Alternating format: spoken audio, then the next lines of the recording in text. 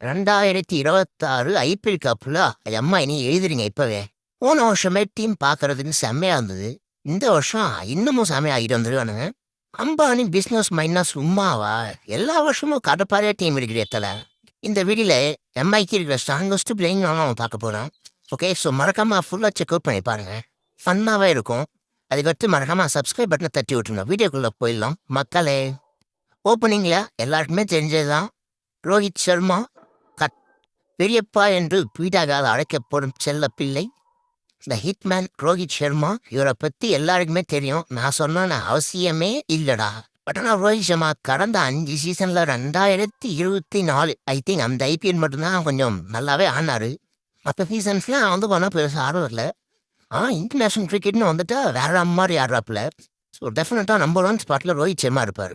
அவரோட ஓப்பனிங் கேரா ஒன்று ரியான் ரிக்கெல்டனோ இல்லை குண்டன் டிகாக்கோ ஆடணும். சவுத் ஆப்பிரிக்கன் ஓப்பனர்ஸ் யாராவது ஒருத்தவங்க ஆட போகிறாங்க. மஜாவா இருக்கு. செம ஓப்பனிங் பேரு. அதுவும் அந்த ரோஹித் சர்மா கியூடிகே ஓல்டு பேர். ஓஜி கேம்பு தான் அது. The real OGs are back அப்படின்னு கூட சொல்லலாம். 1 டவுனில் டெஃபினட்டாக திலக்குர்மா ஆட வச்சு ஆகணும். அப்படி இருக்கிற ஹாமுக்கு டெஃபினட்டாக 1 டவுன் தாங்க ஆடணும். 1 டவுனில் டெஃபினட்டாக திலக்குர்மா. 2 டவுனில் சூரியகுமார் யாதவ். நிறைய பெரிய ஒரு ஃபார்ம்லே இல்லை அப்படிலாம் சொல்லுவீங்க. பட் கேப்டன்சியை மட்டும் ஆதிக்கம் என்ன கொடுத்துருங்க. வேற மாதிரி ஆடுவார் போல தலைவர். நம்பர் 4ல பெஸ்ட் ஆப்ஷன் சூரியகுமார் யாதவ் தாங்க. நம்பர் 5ல வில் ஜாக்ஸ் அப்படி இல்லைனாக்கா ஷெஃபன் ரூதர்ஃபோர்ட். 2 பேர்ல யாரோ ஒருத்தவங்க ஆட போகிறாங்க. இல்லை எனக்கு ஒரு எக்ஸ்ட்ரா ஸ்பின்னிங் ஆப்ஷன் வேணும் அப்படின்னாக்கா நீங்கள் வில் ஜாக்ஸ் கிட்ட போகிறது தான் கரெக்டு. இல்லை எனக்கு பேட்டிங்கில் ஒரு நல்ல ஃபயர் பவர் வேணும். உங்களுக்கு ஷெஃபன் ரூதர்ஃபோர்ட் தான் பக்காவாக செட் ஆகாது. அதுவும் வேற மாதிரி ஆடிட்டு இருக்காரு ரீசெண்டாக. அதனால Sherfane Rutherford or Will Jacks. Okay, so 2 பேர்ல யாரோ ஒருத்தனை டெஃபினட்டாக ஆடதான் போகிறாங்க அந்த ஸ்பாட்டில். நம்பர் 5ல நம்பர் 6ல அணியோட தலைவன் ஹார்திக் பாண்டியா. இவரை பற்றி என்னங்க சொல்றது? வர மாதிரி ஆடிட்டு இருக்காரு. பவுலிங் 4 ஓவர் வேணுமா போட்டு தரேன். பேட்டிங் இறங்கி கண்ணா போனான்னு ஃபினிஷ் பண்ணுறாரு. இவரெல்லாம் என்ன மனசனே கிடையாது. இவரெல்லாம் சில டைம் நான் பார்க்கும்போது மனுஷனோட இதுக்குள்ளே வரமாட்டார். சில டைம்ல மேட்ச் பார்க்கும்போதுனா அந்த மாதிரி அடிய கடைசியில இறங்கி ஒரு ஏலியன் மாதிரி இருக்காரு பார்க்கறதுக்கு சில டைமு. ஆனால் 100% அடித்து சொல்லுவான், இந்த டீமில் ஹார்திக் பாண்டியா மட்டும் இல்லைனாக்கா இந்த டீம் ஒன்றுமே இல்லை. பிகாஸ் குவாலிஃபை ஆகவே முடியாது ஹார்திக் பாண்டியா இல்லாமல். ஏன்னா அந்த காம்பினேஷன் பயங்கரமாக அடிவாமல் ஹார்திக் பாண்டியா இல்லைனாக்கா. ஸோ அதனால் அவரோட இன்ஜுரி கன்சர்ன் ரொம்ப ரொம்ப முக்கியம். ஜனாம்பானி வேறு லெவலில் பார்த்துப்பாரு இன்ஜுரி ஆகாமல். So Hardik Pandya at number 6 அணியின் தலைவன். நம்பர் 7ல நம்ம வந்துருங்க. போன வருஷமே பார்த்துருப்பீங்க ஹார்திக் பாண்டியாவுக்கு டஃப் கொடுக்குற மாதிரி அவங்க ஆனாரு. எப்போ நமந்திரு என்னடா இப்படி ஆடுனீன்ற மாதிரிலாம் அந்த போன வருஷம் நான் பார்க்கும்போது செம்மையா ஆடணும் பையன். டெஃபினட்டாக நம்பர் 7 நமந்தே தானே. நம்பர் 8ல ஷட்டில் தாக்கூர் ட்ரேடு பண்ணி தூக்கி வந்துடுறாங்க.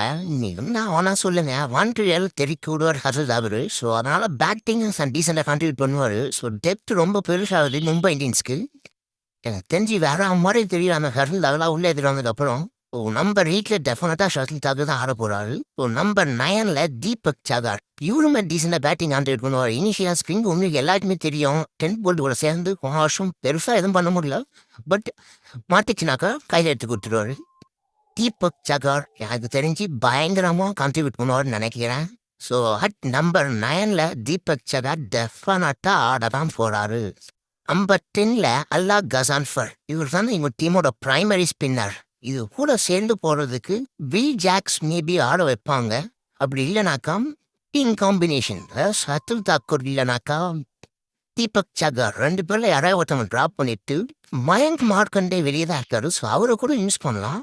இப்போதைக்கு நம்பர் 10 ஸ்பாட்ல அல்லா கசான்ஃபர் தான் வேற மாதிரி விளையாடிட்டு வராது. ஸோ டெஃபினட்டா நம்பர் 10ல அல்லா கசான்ஃபர் ஆடி தாங்க ஆகணும். நம்பர் 11ல இவர் இல்லாம பிளேயிங் ஆனே கிடையாதுங்க. ஜஸ்பிரீத் பும்ரா. வேர்ல்டே ஒரு 4 ஓவர் கொடுத்தா 25 ரன்னுக்குள்ள சுருக்கி தராரு. டெத்தில் வந்துட்டு 10 ரன்னு கொடுத்தாலும் முடிச்சு தருவாரு. இவரை மாதிரி ஒரு பவுலர் இருக்கிறது ஒரு கேப்டன் எவ்வளோ சந்தோஷமான விஷயம் தெரியுமாடாடி. ஜஸ்பிரீத் பும்ரா இந்த மாதிரி ஒரு பவுலர்ஸ் எல்லா டீம்லையும் இருந்தால் ஐபிஎல் பார்க்கறதுக்கு செம்மையாக தான் இருக்கும். ஏன்னா பவுலிங்கும் ஸ்ட்ராங்காக இருக்கும், பேட்டிங்கும் ஸ்ட்ராங்காக இருக்கும்.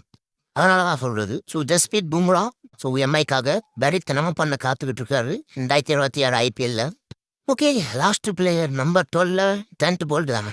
இப்போ இன்டர்நேஷனல் ஆடுறதில்ல, வெறும் லீக்ஸ் மட்டும் தான் ஆடிட்டு இருக்காரு. ஸோ அதுதான் எனக்கு தெரிஞ்ச அவரோட பெரிய வீக்னஸ் நான் நினைக்கிறேன். இன்டர்நேஷனல் ஆடினாதாங்க அந்த டச் இருக்கும்.